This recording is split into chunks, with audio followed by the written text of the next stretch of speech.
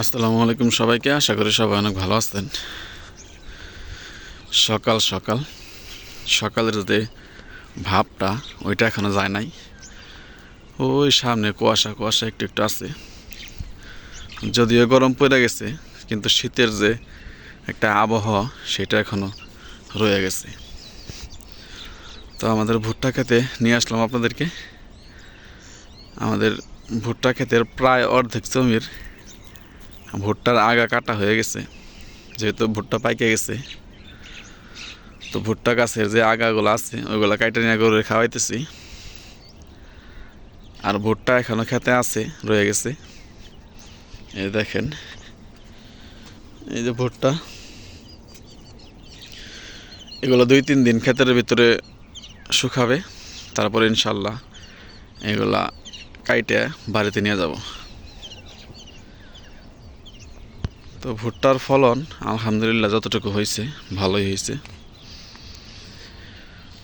তো আস্তে আস্তে ভুট্টার আগা কাটতেছি। এগুলা আগা যখন কাটা শেষ হবে তখন ওই পাশে সামনে থেকে যতটুকু মানে আগে কাটছি ওইগুলো আগে নিতে হবে, তারপরে এই পাশেটুকু।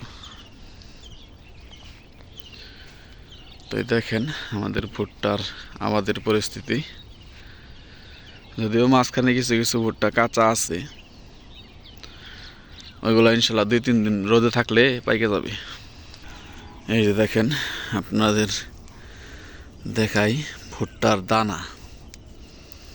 এই যে ভুট্টার দানা দেখেন, এই যে এখানে মনে হয় পাখি খাইয়ে ফেলছে এইটুকু। তবে ভুট্টার দানাগুলো আলহামদুলিল্লাহ অনেক বড় বড় হয়েছে। তো পুরা খেতেই আলহামদুলিল্লাহ ভুট্টা অনেক ভালো হয়েছে। ইনশাল্লাহ আর 5-6 দিন বা 1 সপ্তাহের মধ্যেই আমরা ভুট্টাগুলা কাইটে বাড়িতে নিয়ে যাবো ইনশাল্লাহ।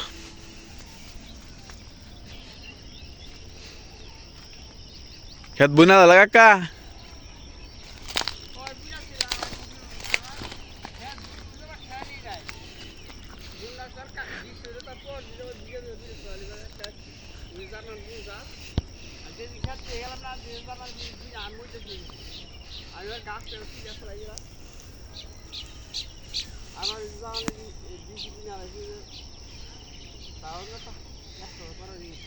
কি বুনতাছ?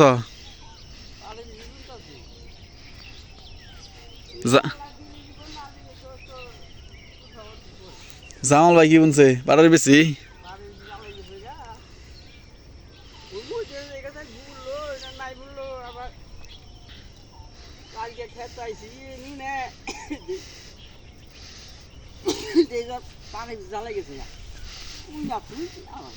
বৃষ্টি হওয়ার সাথে সাথে মনে চাল।